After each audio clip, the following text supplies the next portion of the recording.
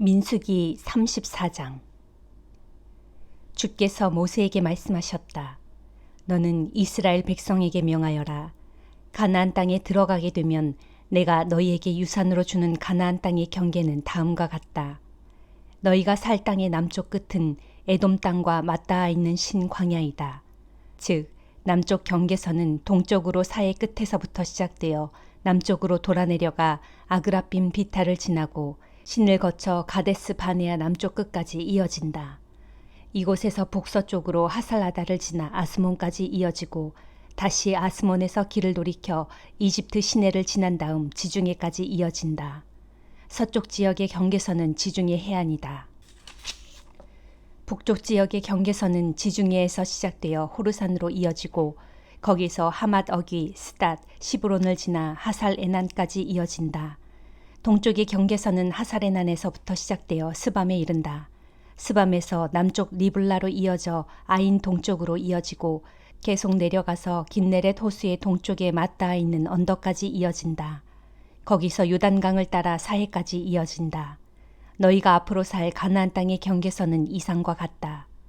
모세는 이스라엘 백성에게 말했다. 너희가 제비를 뽑아 너희 몫으로 차지할 땅이 이와 같다. 주께서는 땅을 9지파와 므낫세 지파의 절반에게 나누어 주라고 말씀하셨다. 르우벤 지파와 갓 지파 그리고 므낫세 지파의 절반은 가족별로 이미 자기 몫을 차지했다. 이들은 여리고 맞은편에 있는 요단강 동쪽의 땅을 자기들의 몫으로 이미 차지했다. 주께서 모세에게 말씀하셨다. 각 지파에게 땅을 나누어 줄 때는 제사장 엘르아살과 눈의 아들 여호수아의 도움을 받도록 하여라. 또 각 지파별로 대표를 한 사람씩 뽑아서 그 일을 돕도록 하여라. 각 지파의 대표들 이름은 다음과 같다. 유다 지파에서는 여분네의 아들 갈렙, 시므온 지파에서는 암미우스의 아들 스무엘, 베냐민 지파에서는 기슬론의 아들 엘리닷, 단 지파에서는 요글리의 아들 붓기, 요셉의 후손 중 므낫세 지파에서는 에봇의 아들 한니엘, 에브라임 지파에서는 십단의 아들 그무엘, 스불론 지파에서는 바르낙의 아들 엘리사반, 이사갈 지파에서는 아산의 아들 발디엘, 아셀 지파에서는 슬로미의 아들 아히훗, 납달리 지파에서는 암미우스의 아들 부다헬이다. 이들은 가나안 땅을 이스라엘 백성에게 나누어주는 일을 하라고 주께서 명령하신 각 지파 대표들의 명단이다. 시편 78장 38절. 그럴지라도 주께서는 그들을 불쌍히 여기시어 허물이 있어도 덮어주시면서 그들을 멸망시키지 않으셨다. 분노가 치밀어도 수없이 참으시고 분하게 여기시다가도 마음을 거듭 돌이키셨다.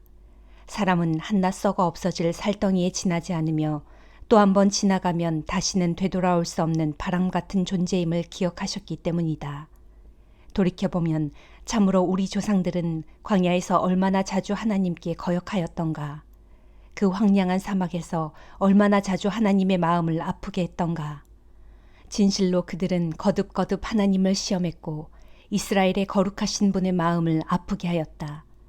그들은 하나님의 권능을 기억하지 않았고 하나님께서 그들을 압제자의 손아귀로부터 건져내셨던 그날도 새까맣게 잊어버렸다. 하나님께서는 이집트 땅에서 여러 가지 표적들을 보여주셨고 소안 들녘에서 놀라운 기적들을 행하셨다. 주께서는 강물을 피로 변하게 하셔서 이집트 사람들이 물을 마실 수 없게 하셨다. 파리떼를 보내시어 저들을 아주 괴롭게 하셨고 개구리떼를 보내시어 저들에게 큰 피해를 입혔다. 또 메뚜기떼를 보내시어 저들이 애써 거둔 농작물을 모조리 뜯어먹게 하셨다.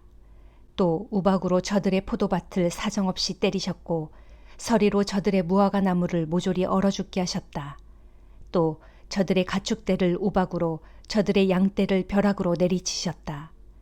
주께서는 저들에게 타오르는 분노와 진노의 불길을 마구 쏟아 부어 큰 고통을 겪게 하셨고 마침내 멸망시키는 재앙의 천사들을 저들에게 내려보내셨다. 주께서는 타오르는 진노를 억제하지 않으셨고 도리어 진노의 길을 활짝 터놓으시니 저들의 생명이 여지없이 죽음으로 내몰려 무서운 전염병에 모조리 죽고 말았다. 이처럼 주께서는 이집트 땅의 모든 장자들 곧 함의 장막에 있는 힘의 첫 열매들을 모조리 죽이셨다. 그러나 주께서는 이집트 땅에서 자기 백성을 무사히 이끌어내시어 광야에서 양떼처럼 인도하셨다. 이처럼 주께서 자기 백성들을 안전하게 인도하시니 그들은 아무것도 두려워하지 않았다. 그러나 그들을 뒤쫓던 원수들은 바다가 몽땅 집어삼켰다. 그리하여 주께서는 자기 백성을 거룩한 땅의 경계까지 곧 그분께서 권능의 오른손으로 몸소 취하신 상간지대로 인도하셨다. 그러고는 백성들 앞에서 그 땅에 살던 여러 민족들을 몰아내신 후 그 땅을 그들에게 기업으로 분배해 주신 다음 이스라엘 각 지파들로 그 땅에 정착하여 살게 하셨다. 그러나 그 백성들은 지극히 높으신 하나님을 시험하고 계속 거역했으며 주께서 지키라고 명하신 계명들을 지키지 않았다. 그들은 자기 조상들처럼 하나님께 등을 돌려 반역했고 마치 빗나간 화살처럼 신실하지 못했다. 더욱이 산당을 만들어 하나님의 진노를 자아냈고 조각한 목석의 우상에게 엎드려 절함으로써 하나님의 질투심을 불러일으켰다. 하나님께서는 이 모든 악한 행위들을 듣고 보시면서 크게 진노하셨고 그래서 아예 이스라엘을 외면해 버리셨다. 그리하여 하나님께서는 사람들과 함께 지내셨던 그 장막 곧 실로의 성막을 떠나가셨다. 마침내 주께서는 자기의 힘과 영광을 드러내는 언약궤마저 포로들과 함께 대적들의 손아귀에 넘겨주셨다. 주께서는 자기 백성을 원수의 칼날 아래 아낌없이 넘겨주심으로써 불같은 진노를 자기 소유된 그 백성에게 쏟아부으셨다. 젊은 남자들이 불길에 다 휩싸여 죽으니 젊은 여자들은 혼이 날 남자가 하나도 없었다. 제사장들도 칼에 맞아 쓰러졌고 홀로 된 그들의 아내들은 소리내어 통곡조차 마음 놓고 할 수 없었다. 그때에 주께서 잠에서 깨어난 사람처럼 포도주를 마시고 흑군 달아오른 용사처럼 분연히 떨치고 일어나셔서 원수들을 추격해서 모조리 물리치시고 그들로 길이길이 수치를 당하게 하셨다. 그런 다음 주께서는 요셉의 후손들도 마다하시고 에브라임 지파도 뽑아 세우지 않으시고 오직 유다 지파를 뽑아 세우셨으니 주께서 사랑하신 시온산을 가려 뽑으셨다. 그리고 그곳 시온산에서 주께서는 주님의 성소를 하늘같이 드높게 영원히 다지신 땅같이 든든하게 우뚝 세우셨다. 또한 주께서는 다윗을 가려 뽑으신 후 자기 종으로 삼으시고 그를 양치던 목장에서 이끌어내셨다. 곧 새끼 둔 암양을 치던 다윗을 불러내어 주의 백성 야곱을 주의 소유된 이스라엘을 인도하는 목자로 세우셨다. 그리하여 다윗은 온 마음을 다해 이스라엘을 정성껏 돌보고 지혜롭고 능숙한 손길로 이스라엘을 잘 인도하였다. 이사야 26장. 그날에 사람들은 유다 땅에서 이런 노래를 부를 것이다. 이제 우리의 예루살렘은 견고한 도성이 되었다. 하나님께서 친히 성벽과 방어벽이 되어주셔서 우리를 구원하셨다. 너희는 예루살렘의 성문들을 활짝 열라. 그래서 주님을 믿고 따르는 의로운 나라의 백성들이 모두 들어오게 하여라. 주여, 한결같은 마음으로 주를 믿고 의지하는 사람들에게 언제나 평화를 넘치도록 부어주소서. 그들은 항상 주를 믿고 의지하는 자들이기 때문입니다. 너희는 영원토록 주만 믿고 의지하여라. 오직 주님만이 우리의 하나님이시요 우리의 영원한 반석이시기 때문이다. 진실로 주께서는 교만한 자들을 여지없이 꺾으시고 드높은 성읍도 폭삭 무너뜨려 먼지같이 만들어버리신다. 그러면 이전에 그 성읍 사람들에게 억압받던 자들이 무너진 그 성읍을 밟고 다닌다. 힘없고 가난한 자들이 폭삭 주저앉은 그 도성을 마음껏 짓밟고 다닌다. 주여, 올바르게 살아가는 의인의 길은 곧게 뻗어 있으니 그것은 의로우신 주님께서 의인에게는 항상 평탄한 길을 활짝 열어주시기 때문입니다. 주여, 진실로 우리는 주님의 율법을 따르겠고 주님만을 의지하고 바라보렵니다. 우리가 주님의 거룩한 이름을 부르겠고 주님만을 간절히 사모하렵니다. 그렇습니다. 내 영혼이 어두운 밤에도 주님을 갈망하고 내 마음이 밝은 아침에도 여전히 주님을 사모합니다. 장차 주께서 세상을 심판하실 때 땅 위에 사는 온 세상의 모든 사람들이 비로소 의로움이 무엇인지를 배우게 될 것입니다. 그러나 악인들은 주님께 은혜를 입을지라도 의로움을 배우려 하지 않습니다. 의인들의 땅에 살면서도 그들은 여전히 악한 일을 일삼고 지극히 높으신 주님의 위엄을 얕보고 무시해버립니다. 주여, 주께서 악인들을 치려고 손을 높이 드셨지만 그들은 전혀 알아차리지 못합니다. 이제 주께서 주의 백성들을 얼마나 뜨겁게 사랑하시는지 그들에게 보여주시어 그들을 부끄럽게 만드소서. 그런 후에 주께서 하늘에 불을 내리시어 주의 모든 원수들을 모조리 태워버리소서. 주여, 주께서는 우리에게 평화를 주시는 분이십니다. 또한 우리가 애써 이룩해 놓은 모든 일들도 사실은 주께서 친히 우리를 위해 이루어 주신 것입니다. 주 우리의 하나님이시여, 이제까지 우리가 다른 통치자들의 지배를 받아왔지만 이제부터 우리는 항상 주님만 의지하고 주님의 이름만 부르렵니다. 주께서는 그들 악한 통치자들을 벌하시어 모조리 멸망시켰습니다. 이제 그들은 다 죽었고 이미 죽은 자들은 다시는 살아날 수 없습니다. 그리하여 주께서는 그들에 대한 모든 기억을 세상에서 완전히 지워버리셨습니다. 주여, 주께서 이 나라와 이 민족을 크게 만드셨고 더욱 크게 사방으로 넓혀주셨습니다. 그렇게 해서 주님께서는 주님의 권세와 영광을 온 세상에 크게 떨치셨습니다. 주여, 그러나 주께서 주의 백성들에게 벌을 내리실 때 그들은 고통 가운데서 주님을 찾았고 주님께 나와 주님 앞에 모든 기도를 쏟아놓았습니다. 아이를 뵌 여인이 아이를 낳을 때가 되면 그 고통을 견디지 못해 온갖 몸부림을 치며 크게 울부짖듯 주여, 우리도 주님 앞에서 그렇게 뒹굴며 부르짖었습니다. 우리가 임신하여 온갖 몸부림치며 해산했지만 우리가 낳은 것은 바람같이 헛된 것뿐이었습니다. 그리하여 우리는 이 땅에 아무런 구원도 베풀지 못했고 이 땅에서 살아갈 주민 하나도 낳지 못했습니다. 그러나 주여, 이미 죽은 사람들 가운데서 주님의 백성들이 다시 살아날 것입니다. 그들의 시체가 힘차게 다시 일어날 것입니다. 땅속 무덤에 누워있는 주의 백성들아, 모두 깨어 일어나라. 힘차게 일어나 기쁨으로 환호성을 크게 질러라. 정녕 주님의 이슬은 생기를 흠뻑 머금은 새벽 이슬 같아서 그 이슬은 땅속에 누워있는 자들을 능히 살릴 것이다. 그 생명의 이슬로 말미암아 땅이 죽은 자들을 도로 내어놓을 것이다. 나의 백성들이여 가거라.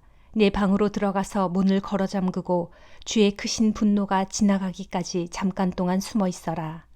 보라, 마침내 주께서 하늘 처소에서 나오셔서 땅 위에 사는 사람들을 징벌하실 것이니 그때에 땅은 이제까지 삼켰던 뭇 사람들의 피를 도로 토해내고 흙도 살해당한 사람들의 시체를 더 이상 덮어주지 않을 것이다. 요한 1서 4장. 사랑하는 형제들이여, 어느 영이든지 무턱대고 다 믿지 말고 그 영이 정말 하나님께로부터 나온 영인지 시험해서 분별해야 합니다. 왜냐하면 거짓 영을 소유한 거짓 예언자들이 세상에 많이 나타났기 때문입니다. 어떤 영이 정말 하나님의 영인지를 여러분이 분별할 수 있는 방법은 이것입니다. 곧 예수 그리스도께서 육신을 입고 세상에 오셨다는 것을 인정하는 영은 다 하나님께로부터 나온 영입니다. 그러나 그런 예수를 인정하지 않는 영은 모두 하나님께로부터 나오지 않은 영으로 곧 그리스도를 대적하는 거짓 영입니다. 여러분은 일찍부터 그와 같은 거짓 영이 나타날 것이라는 주의를 받았는데 정말로 그런 영이 세상에 벌써 나타나 활동하고 있습니다. 사랑하는 자녀들이여, 여러분은 모두 하나님께로부터 비롯된 자들로서 거짓 예언자들을 능히 물리쳐 이긴 사람들입니다. 여러분 안에 계신 분이 세상에 있는 악한 자보다 훨씬 더 크시기 때문입니다. 세상에서 난 거짓 예언자들은 세상에 속한 자들이므로 세상에 속한 것들을 말합니다. 그런 까닭에 세상은 그들의 말을 듣고 따릅니다. 그러나 하나님께로부터 난 우리는 하나님께 속한 자들이므로 누구든지 하나님을 아는 사람은 우리의 말을 듣습니다. 반면에 하나님께 속해 있지 않은 자들은 우리의 말을 듣지 않습니다. 이것으로써 우리는 누가 진리의 영이고 또 누가 거짓의 영인지 분별할 수 있습니다. 사랑하는 형제들이여, 우리가 서로 사랑합시다. 사랑은 하나님께로부터 왔습니다.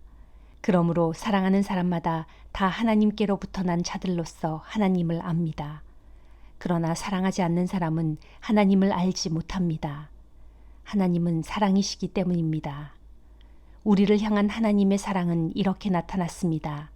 곧 하나님께서는 자기 외아들 예수 그리스도를 이 세상에 보내주셔서 그로 말미암아 우리로 하여금 생명을 얻어 살게 하셨습니다. 사랑이 바로 여기에 있으니 곧 우리가 하나님을 사랑한 것이 아니라 하나님께서 먼저 우리를 사랑하셔서 우리의 죄를 용서해 주시기 위해 자기 아들을 화목제물로 삼아 이 세상에 보내주신 것입니다. 사랑하는 형제들이여, 하나님께서 이토록 우리를 사랑하셨으니 우리 또한 서로 사랑해야 마땅합니다. 지금까지 하나님을 뵌 사람은 아무도 없습니다. 그러나 우리가 서로 사랑하면 하나님께서 우리 안에 계시고 또한 그분의 사랑이 우리 안에서 완성됩니다. 하나님께서 우리에게 자신의 영, 곧 성령을 부어주셨으므로 우리가 하나님 안에 있고 또한 하나님께서 우리 안에 계신다는 것을 우리는 압니다. 그리고 우리는 하나님께서 자기 아들을 세상의 구주로 보내신 것을 보았고 또한 그 사실을 증거합니다. 누구든지 예수 그리스도를 하나님의 아들로 신앙 고백하면 하나님께서 그 사람 안에 계시고 그 사람 또한 하나님 안에 있습니다. 우리는 우리를 향한 하나님의 크신 사랑을 알고 또 믿습니다. 참으로 하나님은 사랑이십니다. 그러므로 누구든지 사랑 안에 있는 사람은 하나님 안에 있고 또한 하나님께서도 그 사람 안에 계십니다. 이와 같이 하나님의 사랑이 우리 안에서 온전히 완성되면 우리는 장차 있을 최후의 심판날에 그분 앞에서 담대한 마음을 갖게 될 것입니다. 그것은 예수 그리스도께서 앞서 이 세상에서 그렇게 사셨던 것처럼 우리 역시 하나님의 보호하심과 인도하심을 받으며 사랑 가운데서 그분과 교제하며 살아갈 것이기 때문입니다. 사랑에는 두려움이 없습니다. 온전한 사랑은 모든 두려움을 내쫓습니다. 두려움은 형벌과 관련되어 있기 때문입니다. 그러므로 두려워하는 사람은 아직 온전한 사랑을 이루지 못한 사람입니다. 우리가 사랑하는 것은 하나님께서 먼저 우리를 사랑하셨기 때문입니다. 만일 누구든지 입으로는 하나님을 사랑한다고 하면서도 자기 형제를 미워한다면 그 사람은 거짓말쟁이입니다. 생각해 보십시오. 자기 눈앞에 있는 형제를 사랑하지 않는 사람이 어떻게 눈에 보이지 않는 하나님을 사랑할 수 있겠습니까?